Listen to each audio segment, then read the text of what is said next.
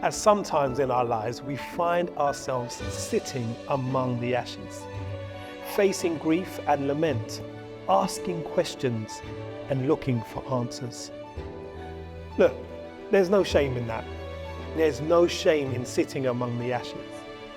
But we're not supposed to stay there, not for the rest of our lives. There comes a point where we start to rebuild. And what we need to get us started is to hear from God.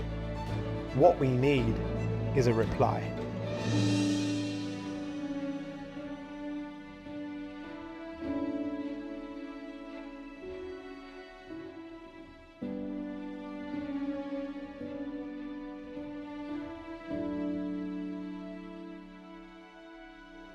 In this series, we've looked at how God is with us among the ashes.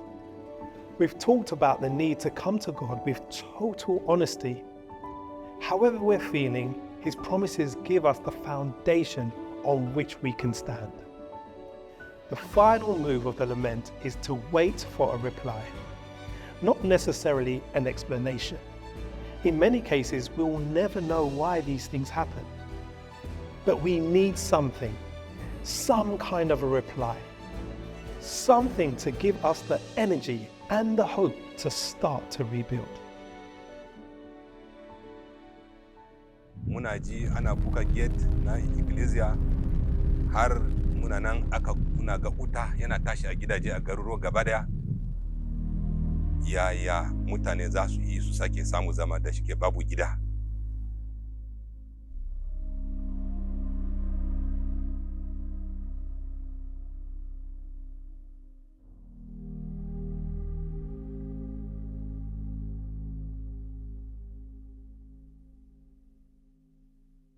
Musamman kamar yara ma iyaye sun rasa inda 'ya'yansu suka bi.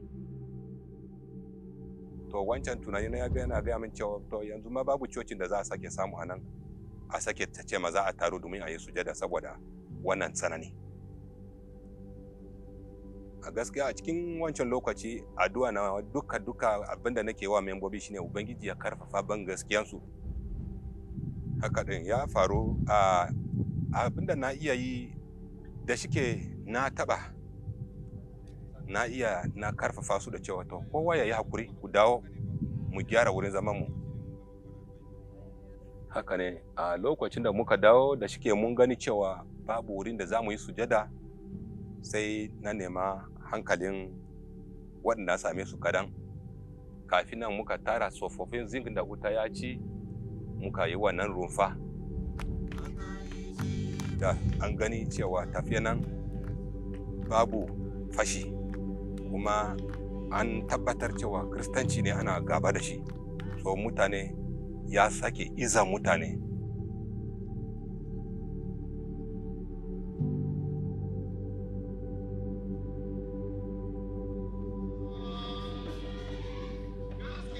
Bayan abinci sun zo sun fara koyar da mu, su yi mana koyarwar trauma healing.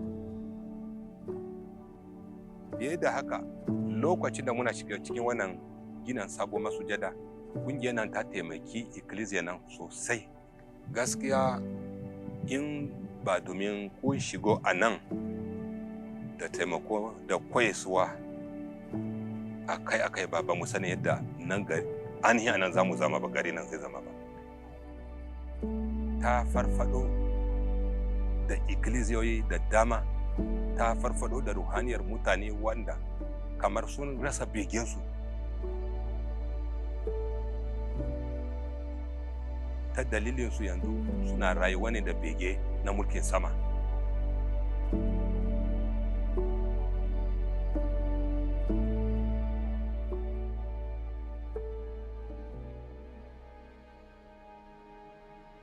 Psalm 71 is a cry for help. It's a prayer of someone who needs rescuing from his enemies. I don't know what the situation was, but there's so much in this psalm that someone like Pastor Andrew could echo. And the psalmist does all what we have been talking about this series. First, he recognizes that God is present, and in that presence, he can take refuge.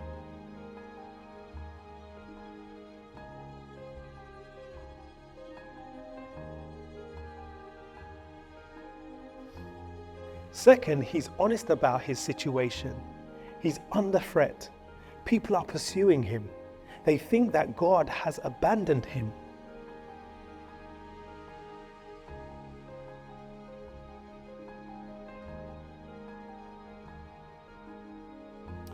Third, he remembers the foundation of his faith. Since his youth, God has been his hope, and he's not prepared to give up on that now.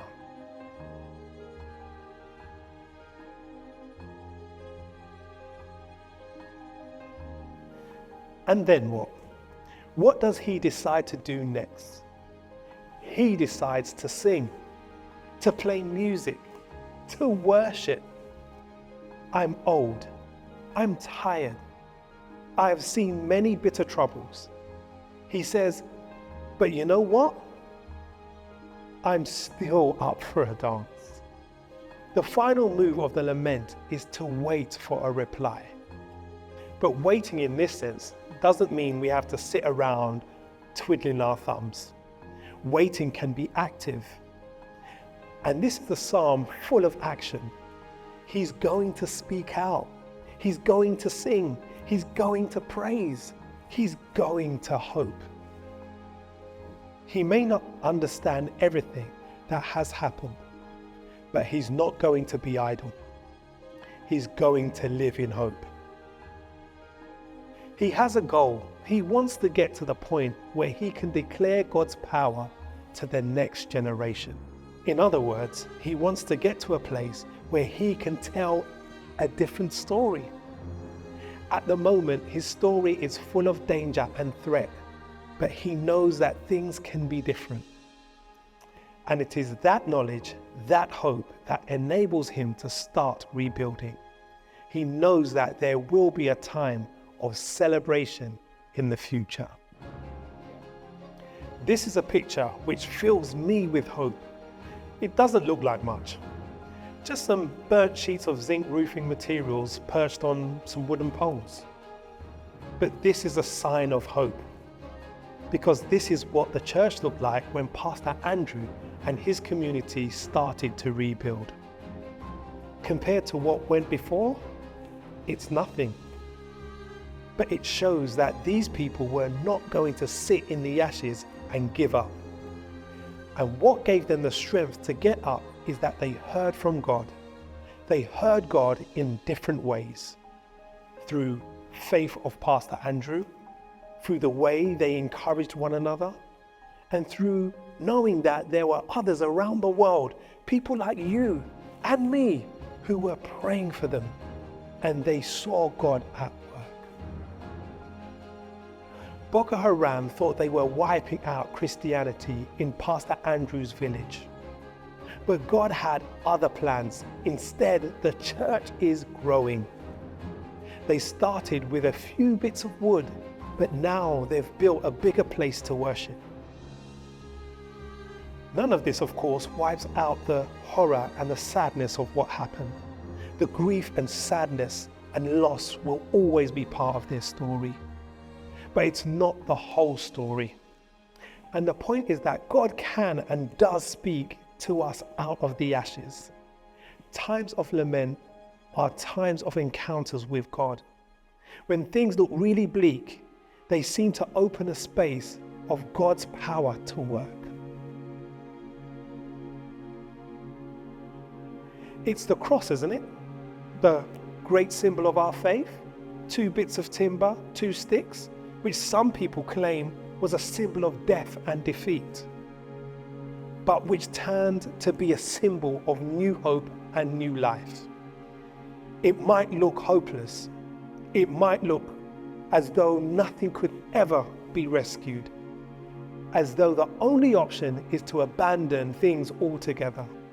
But if there is one thing our God specializes in, it's resurrection.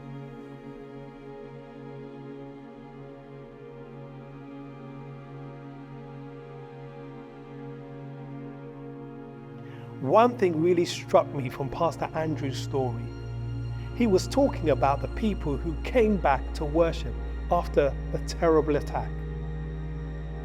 And he said this: after losing everything, they realized that God is all you need. I wonder if my faith would be that strong. None of us know, of course, not until the attacks come and the fires start to burn. But isn't that partly the point? None of us want to spend time among the ashes. But let me tell you that it's a place of transformation. We experience the presence of God. We learn to talk to Him in a new way. We find strength in His promises. And we learn to rebuild, brick by brick, or even stick by stick.